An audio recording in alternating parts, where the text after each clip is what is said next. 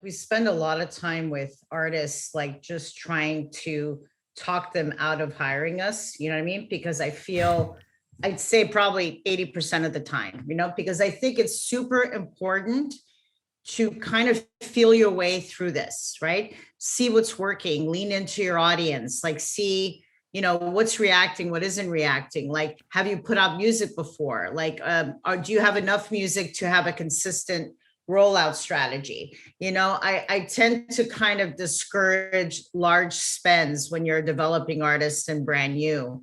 There's just so much you need to figure out, like with best practices and what you're able to do on your own, and who you are and who your fans are. You know what I mean? There's a lot of learning there.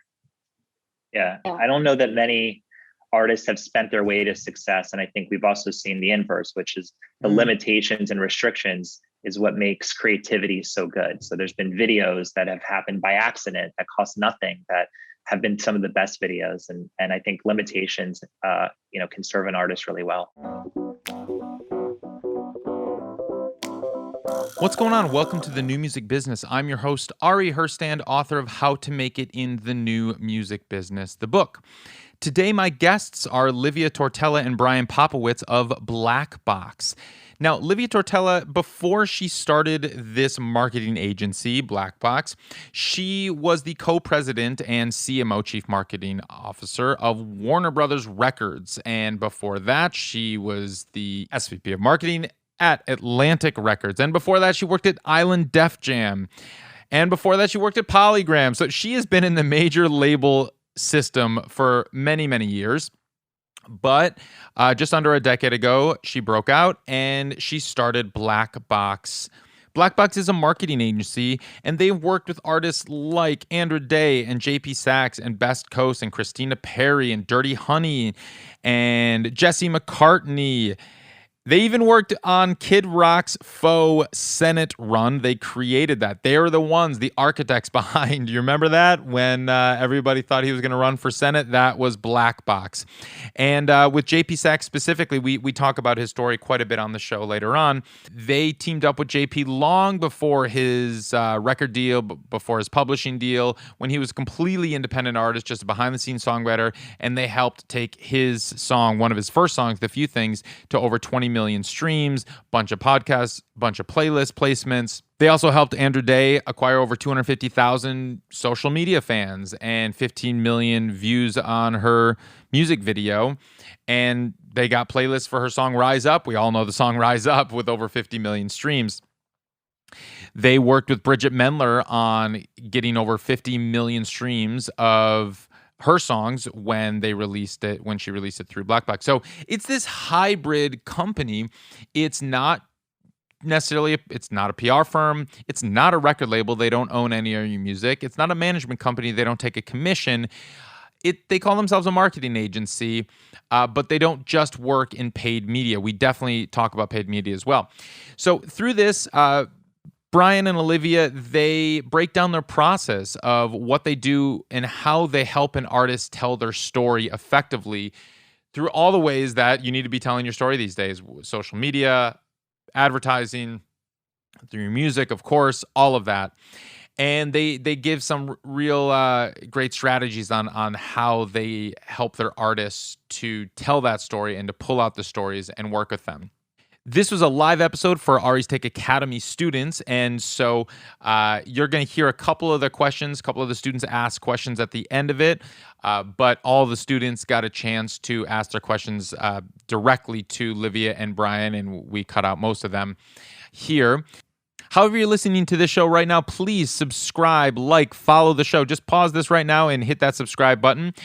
If you could head over to Apple Podcasts and leave a 5-star review, those really help. If you're listening on YouTube, just leave a comment. Love to hear what moments were your favorite parts of this episode.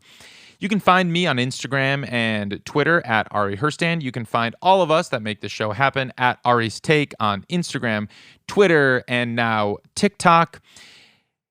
We are also on Clubhouse. I'm on Clubhouse at Ari Herstand. I regularly lead sessions there about the new music business. You can find me on Clubhouse at Ari Herstand. Head over to aristake.com. Sign up on that email list. That is the most important thing you can do. Get on that email list. That's where all the most important info will be coming directly to your inbox. You'll hear about future episodes, all that stuff. All right, let's kick into the show. Livia and Brian, welcome to the show. Thank you.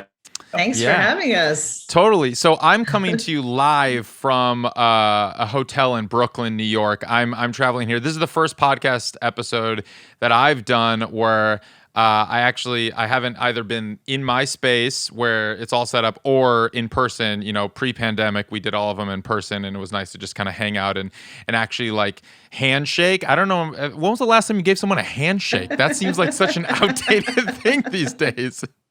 I don't even know how to do that anymore. I know. Muscle memory. Seriously, it's just like the social interaction, we've completely lost all of that. I don't know how that works anymore. But on the upside, you can be in Brooklyn and we're all, I'm in Portland, Livia's in LA, and we're having a conversation. Exactly. That's one of the nice things that I think is coming out of the pandemic is because all the companies were forced to just kind of rapidly accelerate their technology needs and make sure that everybody can meet like this everywhere else. It's already dramatically changed how we meet and how we interact and how we work. And I mean, some studies are showing that it's actually increased productivity. So I don't know. I was thinking about you used to have an office. I'm like, man, are we even going to go back into the office? It's like, I don't know. I mean, don't get me wrong. I love being in person with people and there's like electricity of actual human contact, which I think, many of us are desperately in need of. But no, a lot of it is speaking with a friend of mine from Universal. The first thing that the big hot topic of debate is whether or not they're going to keep their offices or whether or not they're going to let employees work from home, because everyone's feeling like lifestyle wise and financially it makes more sense. So totally should be interesting. Totally interesting. So I'm very excited to dig in with both of you today because Blackbox has been this company. It's this fun little elusive thing in the industry where it's like people know about Blackbox, but nobody really can put their finger on what Blackbox does. And I've always heard about it, and my friends have worked with you guys, and you've taken like JP Saxe, who I've known for years. He worked with you, and he was one of the. It was interesting because it's like he told me about you, and then a few other people that were working with you told me, and I was starting to hear Blackbox a lot, and I was like, man, this is so interesting. And the more I dug, the more elusive it actually was, and so I'm so happy that we can dig into what Blackbox is, and I love that. It says Blackbox is an integrated marketing approach designed to empower artists to create, nurture, and engage an audience that will love them back, signed or unsigned, large team, small team, or no team, developed or emerging. If you don't have real fans and real engagement, you won't have a lasting business. And that's the cool thing is you say that you're kind of this independent company with a DIY ethos, which I'm of course all about. So if you can, just give us what Blackbox is, just break it down, and then we're going to dig into a lot of the approaches with some of your case studies that are so impressive and so interesting to me. But give me, what is Blackbox? Tell me a little bit about Blackbox. Well, we're a music marketing agency, first and foremost. And we kind of decided, and both Brian and I have had label experience, but we decided that an agency was the only way to go to really honor a different approach, right? When it comes to artist development, starting with the narrative of the artist, right? And extracting that narrative. And then once you've done that, really thinking about the audience, what's the most engaged audience that we could connect the narrative to, right? And teach artists to do that for themselves. And then the marketing drivers come last, right? The partnerships come last. So we want, and normally when you go into certain situations, it starts with the marketing first, right? And you're right in selling mode, right? To your partners about this is why you should care. You know what I mean? Without a real examination from the artist's point of view of what's important about what I'm doing. What am I trying to say? Who am I trying to be? And I think the marketplace has really caught up with that kind of thinking. So we are a music marketing agency. We care about music. We still care about music. We're not going to be the agency that all of a sudden goes into movies or goes into brands. We want to stay in the music business. And we realize that it's so essential for us to exist because the steps, the 0 to 20 steps aren't really being done by other, factions of the music industry. Purely because of volume. So streaming has just unlocked this crazy volume. So we're trying to be the antithesis of that, and really go boutique and really zero in. I love that you mentioned narrative. That is something that I don't know if many people really understand what you mean when you say the narrative of the project, because I think a lot of artists just think, well, I have the music, and do you just mean like what my song is about or the album? What do you mean when you say narrative? Brian, you want to take this one? Sure. Yeah. So a song is a part of an artist, and the artist is the central asset to make it vanilla and boring in the career. And so for someone to care about a song doesn't mean they care about the artist. So we say, what is your narrative? Why should anyone care? Hit songs are great, but they're also fleeting. And sometimes they yield a career and sometimes they don't. And it kind of comes down to just the simplicity of entertainment and influence and being a public figure. Why are you interesting? Why should someone care? And how do you take that affinity and use it to power your vision of success and your goals? And that is why we focus on the narrative. Every artist has their own story and no one else's. And we use that as a unique opportunity to extract that from them and try to figure out how do we put that into play for audiences across every digital touch point, to how they release their music, to their music video treatments, so that they're telling a story that people can connect to. And our belief is that the connection to a story is what creates the business and the fandom, and that in itself can power the long-term career of an artist. So you're really looking, when you bring on an artist, I'm assuming each artist you work with has different goals. You mentioned goals. It's not necessarily like every artist we're our goal is we're going to get 10 million streams and that's like what we do or something, our playlist placement. But you mentioned goals. But at the end of the day, you're a marketing agency. It's so how do you kind of, do you have kind of a somewhat structured, rigid kind of checklist that you work with your artists, or are you more or less acting as like a manager that kind of comes in and works to help the artist achieve their goals? Well, I just jump in quickly on goals and say that, one of the unique opportunities in being an independent agency is to be able to look at success in a way that's not predetermined by the relationship we have with the artist. And sometimes a goal in the short term or long term might be, I want to have millions and millions of streams, but then the question is why? And the unique opportunity in a modern music business is to qualify success in any which way, which could be, I want to have a social influence on the world. And therefore you start reverse engineering to have a voice. You need to amass an audience. How do you do that? That informs action. Or it could be, I want to have a huge touring career. I want to get signed to a major label and be on top 40. It all comes with no judgment, but to know where you want to go allows us to understand the path to get there. And so I would say, with respect to, do we serve as management or not? Managers are cut from their own cloth. They serve a vital, long-term role in the ecosystem of how the music business works. But I think what we can help to do is provide clarity as to what the goal is, and then architect the path to get there.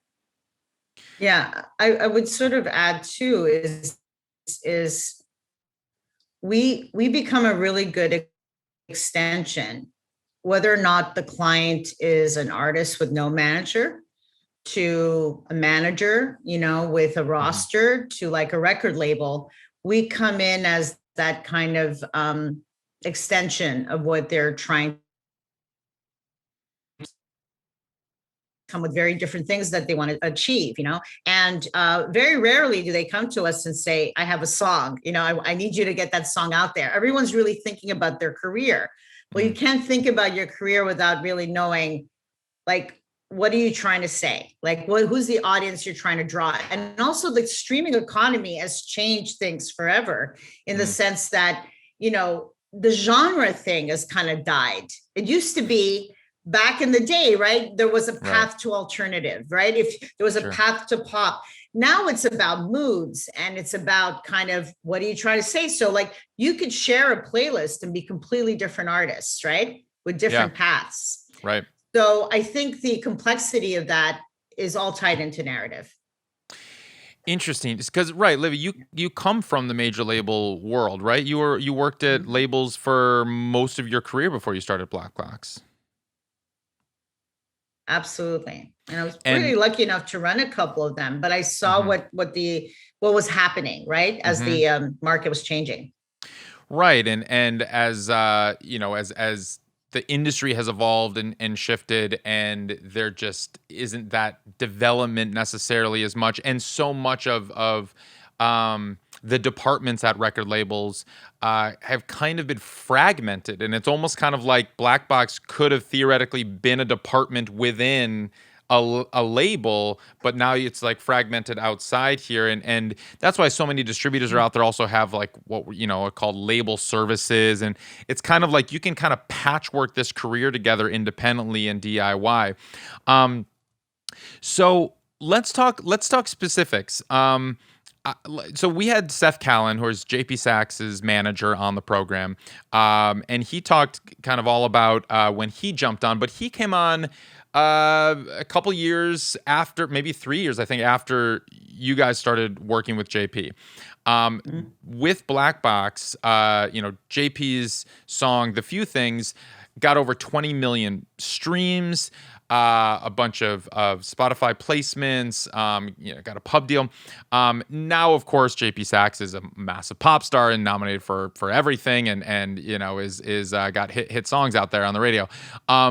Talk about the process of when he came in and the conversations that you had with, like, all right, what are the goals? How are we going to approach this? I know JP was a behind-the-scenes songwriter for many years, but he didn't really have much of an artist career to speak of. So what was that?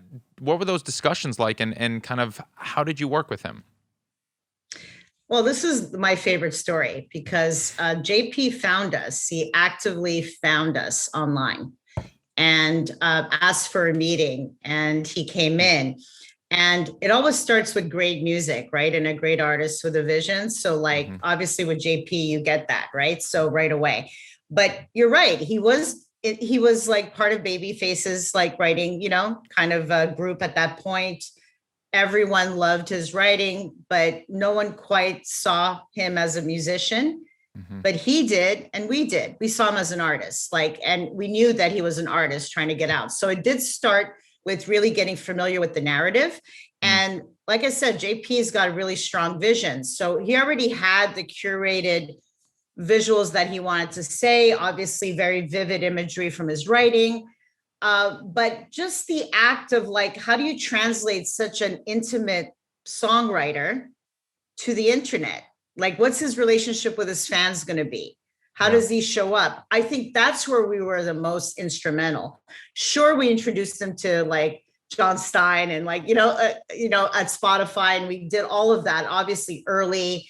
We kind of connected him to the folks at Apple kind of early. Everyone feels really proud.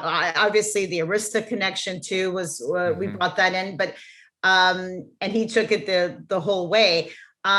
But for us, what was really exciting is taking that intimacy that he has as a writer and translating that into a social strategy. So I would say that is the thing that I'm the most proud of, because I think that helped cultivate his live persona and how he engages with his fans. Like everything really came from that. Right. He could have easily hung out behind that visual curtain, Yeah. But he would have been elusive and nobody would have connected to who he is, as a writer and as a storyteller. So that's one of the most proudest, moments I've had at Blackbox. And it was with JP on that. Cool. On that front. I would just add that the process of getting there is something that we do with all artists. And for JP, it's listening to his story. And for any other artist, it's listening to their story. I think with JP, he's such an incredibly honest person, and he has these feelings that he can articulate in a way that makes you feel something different than if you or I were to say that. And by extracting that at the beginning, just going back to the narrative conversation, you have to harp on these things that, are relatable, that are your special sauce, that are these things that you can show through your socials, your music, your art, your creative in such a way that brands you. And the consistency of that, the repetition of it, is what allows an artist to be more than a song. And I think that, he exercised that so beautifully, and it was an integrated part of everything that he did, so that he's not the guy who just had a radio hit and then you don't hear his name. I think, he continues to nurture it by being his honest self. And that's something that we believe any artist can do. And it's not to say that it's easy by any means, but that if you have your own story and you're not trying to be anyone else, you figure out how to represent that through all the, again, digital touch points that you have. You build something that's a lot more long lasting, and you can use that vehicle of radio and the huge exposure that you get, not for a fleeting moment of a song, but for the long term. And my hope with him and all the artists that are able to do that is that they have a career that they can tour off of, that they have a social audience that they can create experiences with in the long term and foster a good business and a good relationship with them. And he's a great example of that. So break it down how that works. Let's talk specifics here. So he comes in, or any artist comes in. What does the onboarding process look like, and how do you get to the root of that? Because I think one of the most challenging things that every artist deals with is, what is my narrative? How do I tell this story? Yes, I want to connect with fans. Yes, I want fans, but like, how do you do this? So break it down. It's the most uncomfortable thing. It really is, because a lot of artists feel it's all in my music if you just listen, right? But if Wayne, like, one of the funniest things, when working with Wayne Coyne, for example, is one of the artists that kind of is the Flaming Lips inspired my company too, in many ways. Yeah, he said, if you're not interesting, go home. And that's Wayne Coyne, who's someone, definitely. He rides a bubble at his shows. Yeah. Right. So, and, but he grew up without social media, but understood it like right away. Right. So I think the hardest part for an artist is to talk about themselves in this way, as a personality. Some artists understand it intrinsically, very naturally. They, you know what I mean? They see how they project, and other artists need some help. So the onboarding is like a 2 to 3 hour meeting that we get to ask anything. Like we keep it very personal.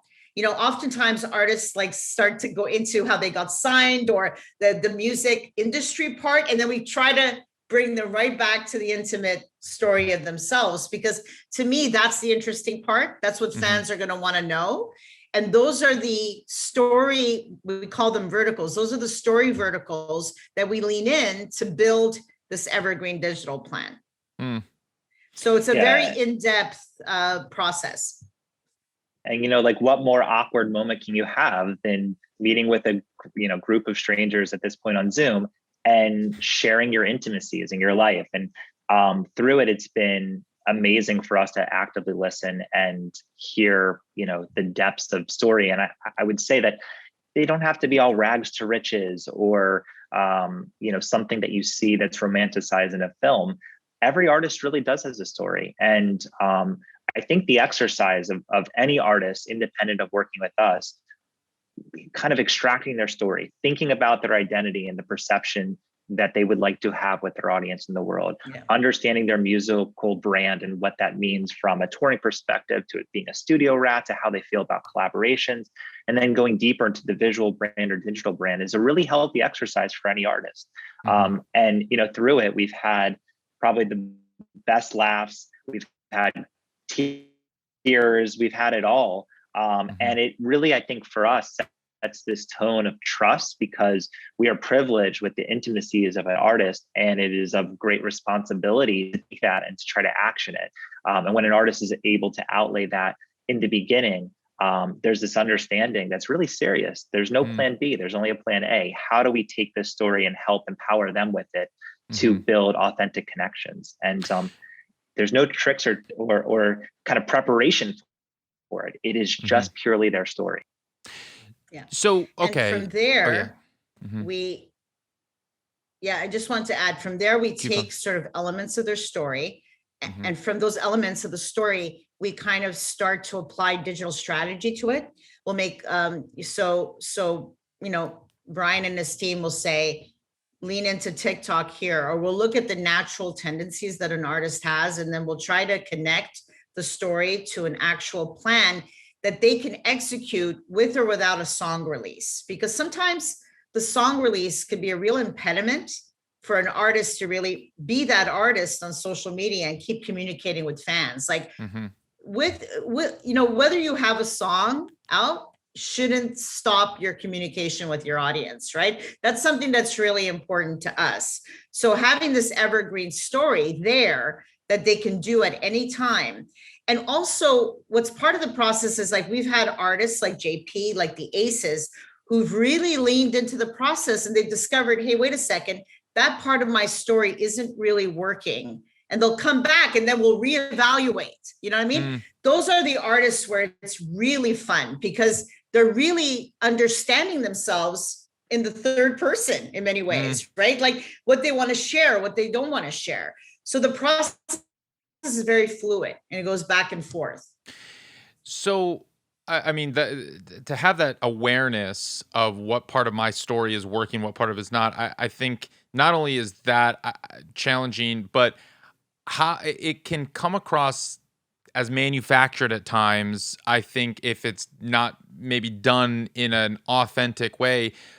So Correct. I'm still struggling when you, like, how specifically does an artist communicate their story when we're complex human beings? Everybody has 1,000 stories, millions of stories.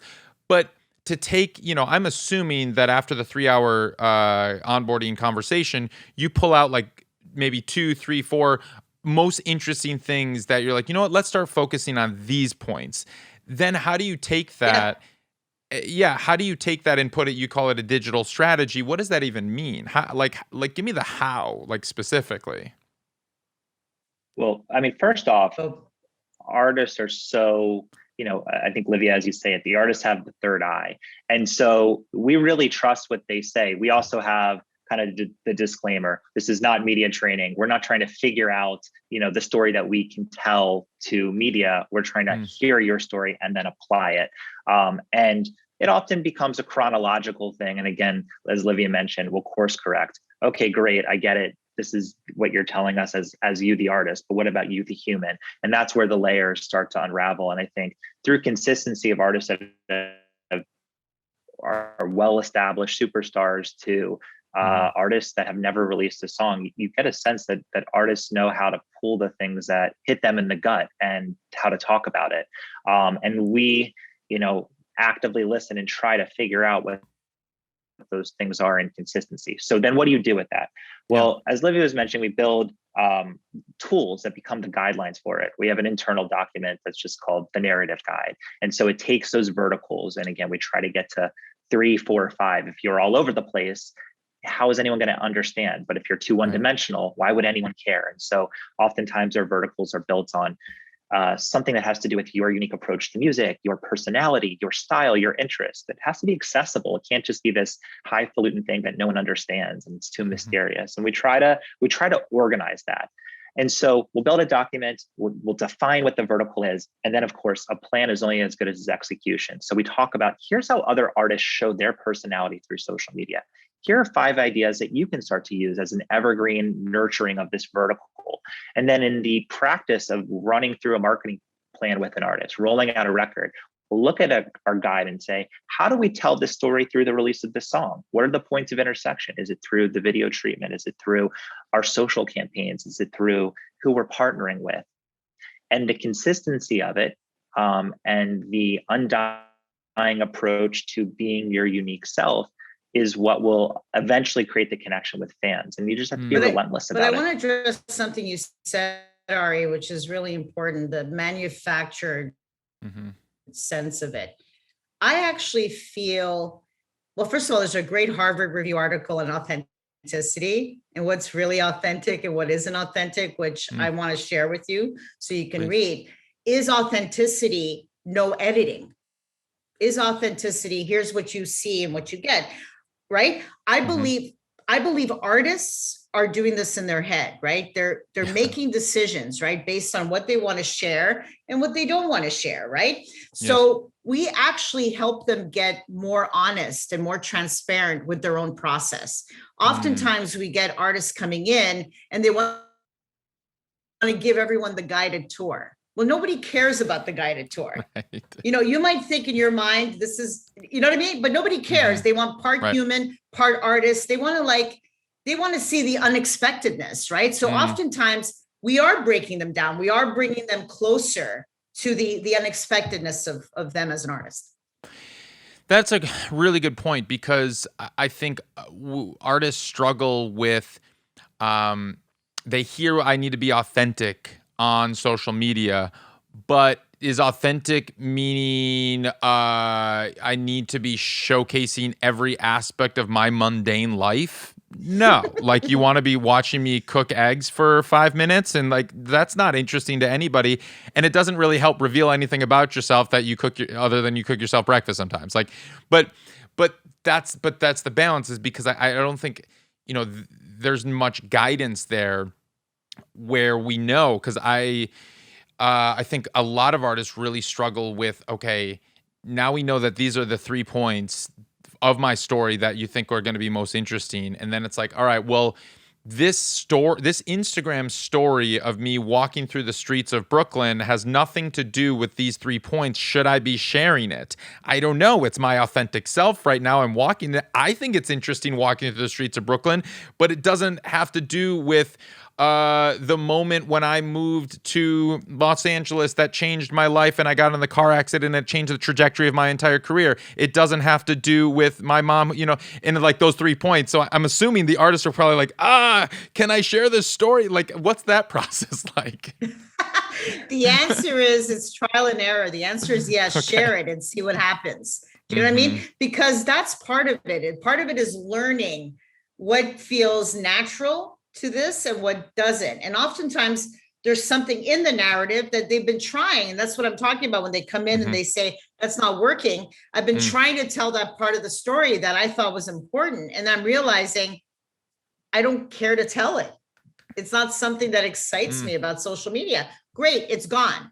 Like, and that's the thing. I think if more artists understood that that's what the process was versus, hey, social media, like we want you to show us making eggs. That's exciting. Like a lot of artists are turned off by that. Like, oh, that's bullshit. I don't want to do that. Like, you know what I mean? Yeah. So if they knew what you knew, that it's more than that, that it is an expression, that it is connected to the music that they're making, that it has a structure, that they have control over that structure versus like the old days where a reporter would decide what story they were going to tell. And it's amazing how some of these indie artists are more comfortable with that than they are telling their own story, which I could never understand. It's like you're in the kind of hand, like you're in the fate of this spin reporter, or, you know, when they were around. Isn't it better to be able to tell your own story and like somehow like control the outcome of that? You know what I mean? I don't know. Like those are things that we always ask. Yeah, and I also would add this, Ari, you know, in that instance of walking down the street in Brooklyn, it's like we've now done hundreds of campaigns. You know what the secret is? There's no secret. It's all trial and error. Like we study the best practices just to figure out how to break them. We are fortunate to have this kind of immediate feedback loop to look at data. But then again, you're looking at data and saying, well, what's the value of this like? What are they liking? Are they liking that I look nice, or are they liking me and what we're trying to do? Is there a deeper connection, and how do you assert value to it? And there's no judgment to it, but there's a whole process of it. And I think in some ways I feel for a lot of artists that to no one's fault, you know, there's a little bit of reverse engineering from what we thought we knew about social media to where we are with social media. You know, you read the Mashable article, post at this time and share this, and you know, one like is as good as the next, and this is how you game it, and this is, you know, your path to virality, and then it's over, or it doesn't happen, or the algorithm changes, and what are you left with? So for us, every artist is completely different. And, if someone thinks they're signing up for that magic secret, we tell them it doesn't exist, but we can work to get to what works for them. And so we implement all sorts of things, what we call social experiments, where we say, try all this stuff. Tell us what feels cringy. Tell us what feels cool. Go on Instagram Live. And if 5 people show up and you feel like that was a terrible experience, let's talk about it. And through the process, you learn what works and what doesn't work. And I think the more empowered an artist is, the better they understand the platform, the more comfortable they are in their own skin with social media, the more authentic it becomes and the more natural these points of their true story integrates versus trying to look for the latest trend or, overthinking what they should and shouldn't do. So you mentioned a little bit ago about, and we talked about thrown brand a couple times, or the aesthetic, or kind of the visual component. So this is kind of the philosophy, more or less, behind like what we're talking about. But how is that communicated specifically visually? Because social media is such a visual medium, and artists feel most at home through an oral medium, through an audio medium. How do you actually get to that point of them feeling comfortable communicating visually with their audience? Yeah. So the way we do it is the way we do it on the social, strategy. Like the visual is just an extension of the story, right? So normally in my old life, right, you meet an artist, you throw them in a photo shoot, right? Right. You starting to set up a song, and all of a sudden, like, I don't want to wear that shiny shirt, or I don't want to wear that jacket. That's not me, right? And then there's all this. So where we start is more kind of like getting on the same page with the artists on what they like, what their visuals are. So we do a poll of a lot of different things. We ask them what colors, is there a color palette that they're drawn to? Are there any covers? What are they thinking for their single cover, if anything? Of course, there's certain artists that are better than others. There's some artists who have the visual thing down beautifully. And then there's artists that are struggling, right? So we show them a bunch of different things. And I always love the quick study. I'm drawn to the artist that's the quick study. Like you show them the tools and bang, they know exactly, all they needed was to be shown. If it's too hard and they keep changing their minds, there's definitely a lot more work that needs to be done. But we show them a lot of different visuals. We have a deep repertoire of like creative directors that we keep track of, and it's part of the Black Book. And we try to kind of connect them with creative directors that they would respect.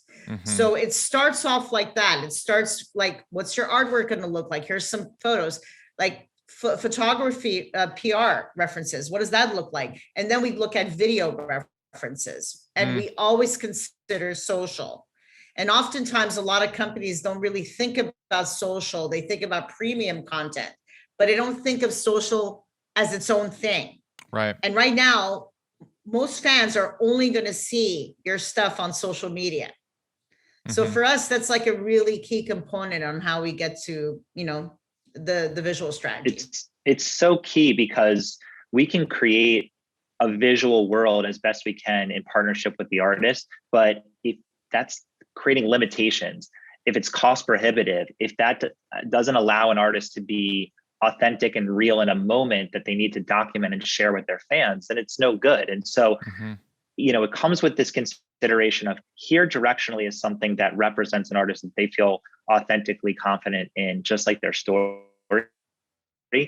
But how do you actually action that? And there's, so many ways by, making a recipe on Visco to have an aesthetic that's consistent to, really trying to figure out like, who's that friend that's starting to play with film and, can take some shots, and how does that all of a sudden, become a sustainable solution to create a consistency of your visual world without, creating added layers of limitation. And finding that right balance is always, just like social, a bit of a trial and error, but it's super important for the visual aspect to be really tangible to how you action it versus here's a picture of Taylor Swift. Like, let's just do that. That's not going to be real for most artists.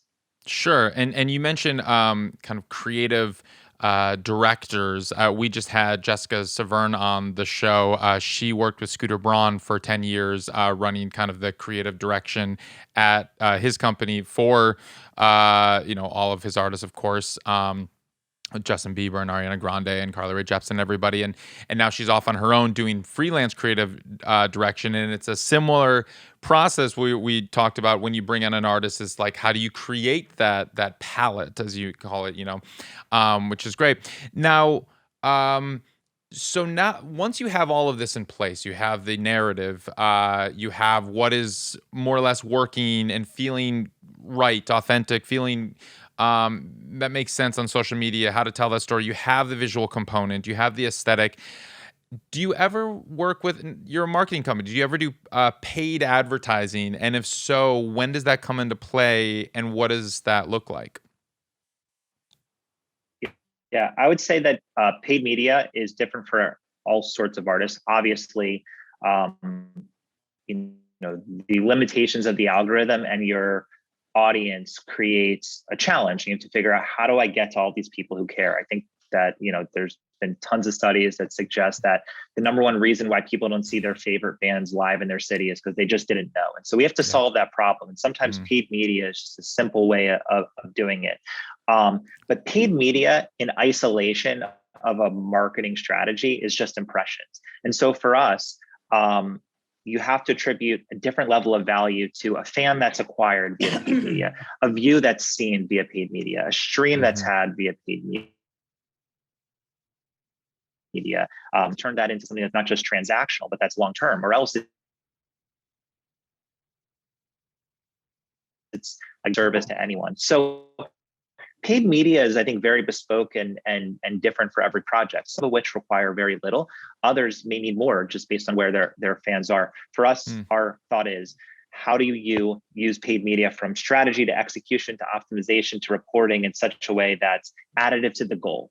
And for those reasons, this idea of kind of evergreen pumping fans through social, through paid media, is less ideal than using paid media as a proactive way to put your authentic story in front of your prospective fans, just with the recognition that that's not where the job stops. That's where it starts. You bring someone in, how do you make sure that affinity is then built?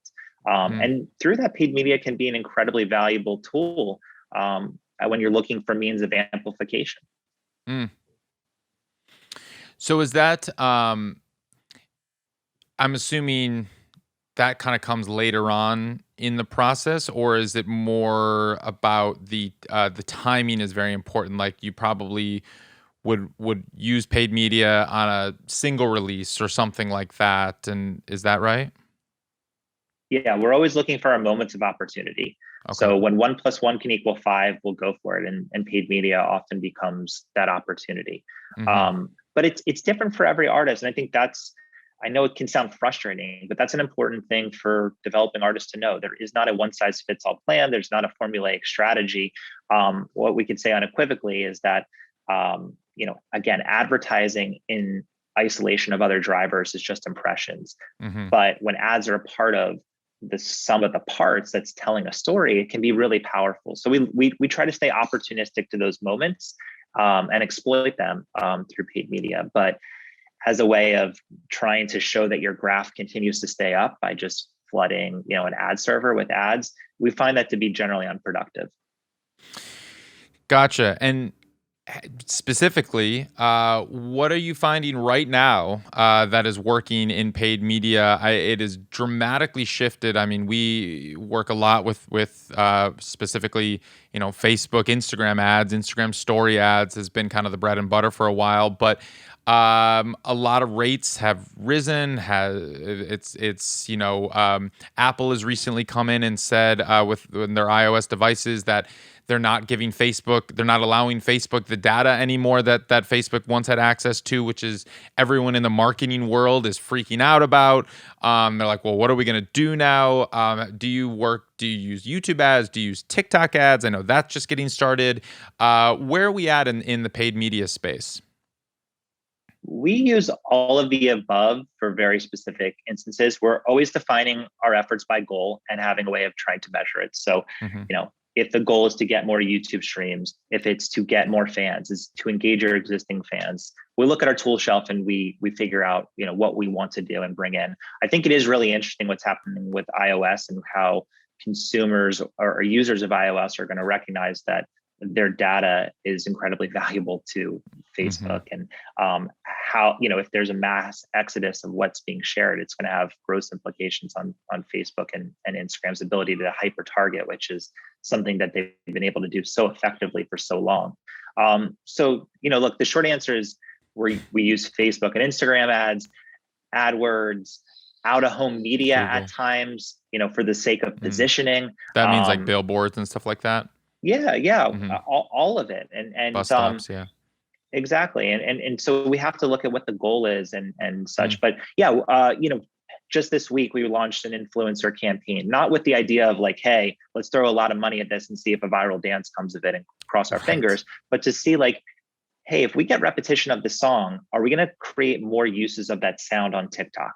If so, is that going to generate more Instagram followers? Is it going to create more streams on Spotify and Apple? And we're starting to see the net effect of that. But that was a calculated approach to who are the right influencers? How are they using this song? Are they actually tagging our artists in it? Or are they just using the song? And does it feel authentic? And for every artist, it's a little bit different. But it's nice to have a tool shelf of really easy ways and efficient ways to use paid media to help support an artist. And it's different for everyone. What? Tell me about influencer marketing right now, because I feel like it's dramatically shifted in even the last 6 months. What is an approach right now for influencer marketing? You mentioned TikTok. Is it specifically? Is it we find 5 TikTokers who have combined, 10 million followers, and we pay them a boatload of money to do a dance to the song or do a drawing to the song or just walk down the street, do something to the song? Or is it more nuanced than that? Is that still what influencer marketing is right now? I think in the right conditions where you have maybe major drivers like radio, sync, TV looks, big social audience, the added layer of influencers consistently using your song becomes, really powerful tool. That said, in the absence of that, I've seen a terrible misuse of funds and disillusion of what influencers can do. Posts come in, they come out, and what are you left with? The video may have had 1 million views or multiple millions of views, but at the end of the day, is that building a richer story for you? Are you getting audience? Are you generating streams that you can turn into a larger business? And I would say more than not, we don't see success from influencer campaigns. And so again, it kind of goes back to context. Like, do you have the right conditions? This is a moment of opportunity. Can you be opportunistic about it? And at that point, finding the right influencers that speak to the right audience, that is communicating the right message for your song, theoretically could be powerful. But more than not, it to me becomes, a high risk, high return proposition. Yeah, I've heard numbers like unless you can spend $100,000 on influencer marketing, it's not worth it. And I've also heard that's the best way to burn cash and waste money is by paying influencers a lot of money to do something. I've also heard that TikTok is like buying a lottery ticket, and it's not about getting 5 people with 10 million followers. It's about maybe getting 100 people with even just combined 50,000 followers, because the TikTok algorithm is so crazy that you just never even know. I mean, Ari's Take decided to get on TikTok after I was dragging my heels for many, many months. And our second post that we posted on TikTok, when we literally had 4 followers, got 100,000 views organically. Like literally, I have no idea how to this day how that happened. And then like, boom, we're at thousands of followers. So it's like TikTok is so befuddling to me. I don't really understand it, but like with that, it's kind of like, well, there's something behind the school of thought is like, well, don't pay a TikToker with 5 million followers, $50,000. Why not pay 50 TikTokers who each have a few thousand followers, a couple $100, or maybe not even, maybe $50 each or so. Who knows? It's like, I'm curious if you like specifically what you're finding in TikTok influencer marketing these days is kind of what that looks like. I think there's merit to micro influencers that speak to the right audience, but I think our line would be spend that money on yourself. We've taken a lot of artists, introduced them to the platform, and helped them take full advantage of it without spending a penny. And that's where your narrative and the content you're making is king. I think TikTok's incredibly interesting, at least right now. We'll see in a year or 2 years if we're having the same conversation, but it's this amazing algorithm that surfaces really interesting content to people that you would never be able to get in front of, allowing good content to win. And it's formulaic by best practice and approach to some respects. You know, it's a nonlinear thing. You film vertically, you have a minute to communicate a story, you use hashtags to get in front of people, and then content wins. And I think that's really empowering. So I would break off the conversation of influencers from TikTok, and I would look at TikTok and say, this is a discovery platform. I can use it in a really empowering way to reach prospective audience. Once they see my content, what happens? And what I think is really cool is there's a lot of discovery on TikTok. And from there, it moves to following on Instagram because they're entertained by someone on TikTok, but they want to understand their vibe and who they are and what they're posting on stories, and they follow on Instagram. You know, it's so well embedded with Apple Music that you see, you know, uses of sounds translate to streams. So it's a really incredible discovery medium. I don't think you need a budget for it to be successful, as you know, you found in your second post. Yep. Great. I want to take some questions here from people that we have. Andrea, I'm going to call on you here and allow you to talk if you want to just ask your question. Now, Andrea Piperny is a great soul R&B artist out of Canada. Andrea, do you want to ask your question about? Hi, can you hear me? Yes. Hey guys, how are you? Thank you so much for all this info, by the way, it's super interesting. My question was about budget. I'm an independent artist, so you know how it is. I was wondering, what do you feel would be the minimum budget necessary to have a successful campaign? I mean, obviously, I know there's probably a huge range, but for someone, let's say who's an independent artist, and let's say we're talking about a single, do you kind of go into it with like, this is the minimum that we're seeing to really kind of cover all the important bases and that kind of thing? Well, I think that there's some bare necessities, your recording costs, some creative needs, you know, you need single art, things like that. But we've worked with artists that have had very little budget and others that have. And I think there's certainly a sliding scale of how you can appropriate budget most effectively. But what I would say for independent artists is there's a great opportunity through kind of the democratized ways of releasing music, putting your video on YouTube, using social media creatively to reach people because the algorithm's working for you, that can supplement the need of having budget. Certainly there's, you know, a benefit sometimes for having a remix that connects you with a larger audience on Spotify. And that might be a full buyout type of arrangement with a remixer, and you could spend a few $1,000s there.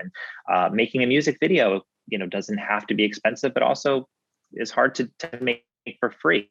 So, you know, there's definitely the budget lines, recording costs, marketing costs, PR costs, travel and promo. I think you have to look at, again, what's your goal, and then how do you get there? And you start to, through that path, figure out where the costs are, and then you have to figure out, you know, how do you cover that? But I guess that the larger message is plenty of artists, I believe, have been able to creatively figure out how to support the first 0 to 10 steps. And I think it's important to try to do that in the absence of having significant budget, so that you really present proof of concept and train and teach yourself how to be resourceful and grow.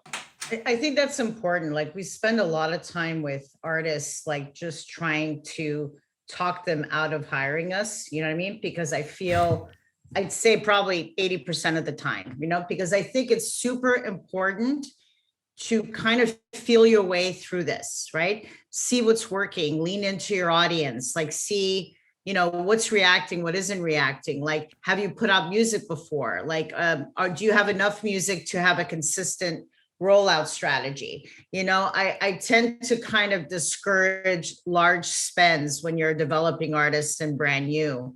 There's just so much you need to figure out, like with best practices and what you're able to do on your own, and who you are and who your fans are. There's a lot of learning there. Yeah. I don't know that many artists have spent their way to success. And I think we've also seen the inverse, which is the limitations and restrictions is what makes creativity so good. So there's been videos that have happened by accident that cost nothing, that have been some of the best videos. And I think limitations, can serve an artist really well. Yeah, absolutely. Thank you so much. So speaking of budget and prices and everything, the elephant in the room, Joe Flip asks, what are the fees and pricing involved with Blackbox? What is the Blackbox pricing model? Is this like what management? Do you take a commission? Do you work like a label? Are you taking ownership? Are you work like a publicist? Do you take a monthly fee? How does Blackbox work? So I was answering questions as Brian was speaking earlier. And I saw Joe's question, and I could get more specific. We have a rate card and it's a monthly retainer. And we decided to do that so that we could provide a really great service, right? Some publicists do this where they want certain artists because they want leverage and they want the cool and hip artists because they want to, make sure that their leverage with media is great. We're a little different in the sense that we want to make sure we can help an artist. So we're not genre, specific. We're not about having the cool and the hip. We're about, can we help this artist go from A to B? And we have like a service that includes everything, like a little bit of PR, a little bit of digital execution. We have a great distribution deal with the Orchard where all of our clients can take advantage of without signing directly. So that is the same price for everyone, just because I want to protect that service. Sure. So that is probably in line with like what a good PR person would charge. So that's like the all you can eat model, $5,000 a month kind of thing. But like I said earlier, we'd like to help artists, right? So if we like to evaluate where they are. And we also have like a strategy kind of session where it's a one-time fee and we give them the strategy and then they go away and do it themselves. And that's the same price of 1 month's work. You know what I mean? So we tend to kind of like, without diluting our service, try to respond to individual needs, but we want to give really high quality. Sure. Yeah. And I think two things we learned through the building of the company is one, when you a la carte certain things for very specific needs, sometimes the actual goal is not served because there's this illusion that, if I just get this press look or this Spotify playlist, then I have a career. And so to Livia's earlier mention, the idea of bundling a lot of value and things all marching in the same direction is what has been really important to us. And as such, we built the retainer model. The other thing is under a retainer model, you're motivated by the success as qualified by the artist, and they are, in charge. They're and their partner, whether it be a label manager or nobody, and therefore efforts are aligned. So if the goal is not to sell 1 million singles, and we were participating in the back end, there'd be a conflict of interest. I know your goal is to save the world, but we want to make money too. So how do we sell 1 million singles if that isn't the thing? And I think the purity of listening to the goal of an artist and being covered for our services allows us to rightfully make the decisions that support their goal versus what best serves us. That's a great point. And Livia, I'm curious to hear, you came from running Warner Records. You're the president there and you ran marketing there. Before that, you ran marketing at Atlanta Records. You've been worked in the major label world running these big labels for many, many years. And it's an extremely different model than what you have now, where it is all about the ownership and owning the IP, and it's quite different. So when you decided to start Blackbox, what was the thinking behind that? I would imagine coming from this system that you knew so well, there might have been some urge to um, create a similar model that what you were used to. So I think I've been kind of like a CMO, right? Most of my life at these major labels. So to me, Blackbox really started with trying to do marketing right and artist development right. So to me, it's more about that, how it gets applied. So if you're a creator who wants to keep IP, then we become a really good solution for that. But we're not exclusively only about that, because our belief is when we're trying to help artists, again, it's back to not one size fits all. Some artists need a major label to be successful. They need radio promotion. And right now, you can do that independently, but it's not as effective as signing to a label that's got leverage. But what I like to say that we do and accomplish is that we do empower the artists to get better deals with majors, right? And better partnerships, because at least they're coming in with an audience. So for us, our platform is about great marketing. And to answer your question about why not just go to a label, I feel that what's happening right now in the label system is it's gotten a lot more complicated with all the various digital service providers, right? Sure. So they're more in the business of like watching the cream rise and harvesting, and kind of working what rise is, right? And I actually do think, and not everybody, but some labels really believe if it's rising, it's worthwhile. And if it's not rising, it ain't worthwhile.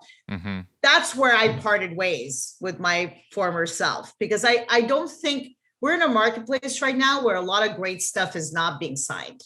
And it's not being signed because it's hard. Yes. And that they don't have the easy solution for it. So boom, that's where I kind of said we need another game. And that's why Blackbox exists. Gotcha. Makes sense. Yeah. Rigby, I want to bring you in. You have an interesting question about artist names. Rigby, do you want to ask your question directly? Yeah, sure. Thank you. I wasn't expecting that. Just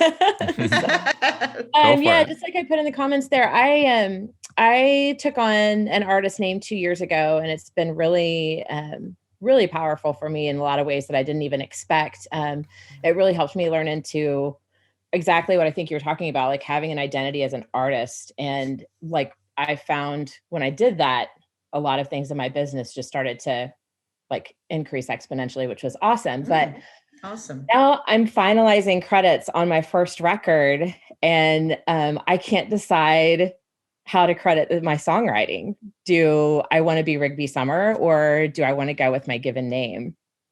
And so I'm just curious from a branding perspective, how would you approach that?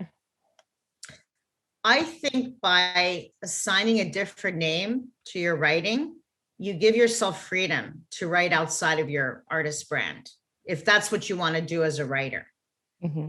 So it really depends on what you want to try to accomplish. If you're only going to be writing for Rigby, then you might want to just keep it all the same, right? And you love the name, but having a different brand for your writing opens you up to write for others, if that's what you choose to do in the future. So I am a fan of keeping that personal. I've seen that with an artist, Falou, who's a producer and an artist, but he produces under his own name. So that he can work with other people. So it depends on what your goals are, I think. Well, it feels like Rigby is like me as an artist and a performer.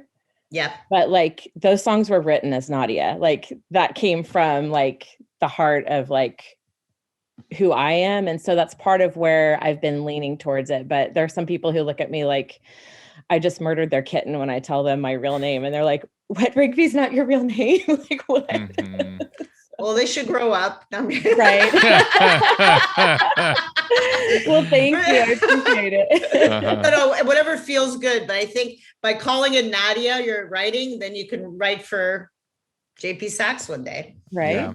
There you go. Well, and that's an interesting thing, because there are, most artists out there use their birth name for the songwriting credits, and especially when you register with your performing rights organization, you use your birth name. However, some don't. I mean, we just had someone at BMI come in and chat with us, and he discussed aliases, and he discussed how even in the BMI backend you can put a bunch of different alias names. I mean, Bruno Mars is a great example of someone, his birth name, Peter Gene Hernandez.